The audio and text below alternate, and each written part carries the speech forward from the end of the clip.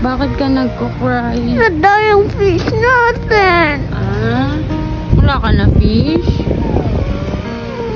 Bibili na lang ulit tayong fish.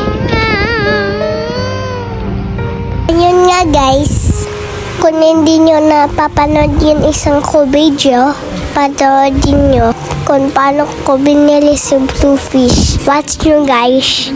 Guys, napatay si Bluefish kaya sa duck guys. Naday na siya. Sobrang lungkot ko na. Kasi sobrang ko love si Bluefish. Kaya nagwa-watch ako ng Peppa Pig para mawala ang sad ko. Pero sad pa din ako talaga.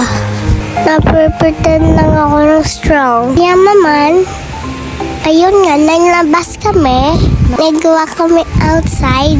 At yun nga, nagpunta kami sa bilihan ng ice cream. Nag-buy kami ng ice cream para ma-relax ako. Kalimutan ko si Bluefish. Ay, nahirap. Pero ganito talagang life. Kailangan natin mag-accept.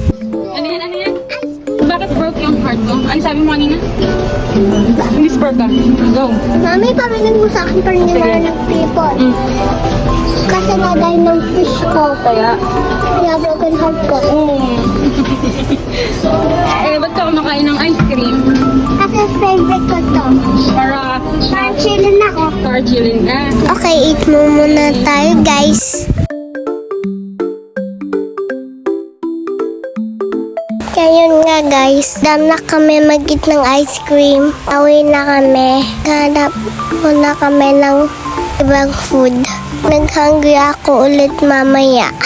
Ay, nait ako. Pauwi na kami guys. Bye! Next vlog ulit. Magandang buhay.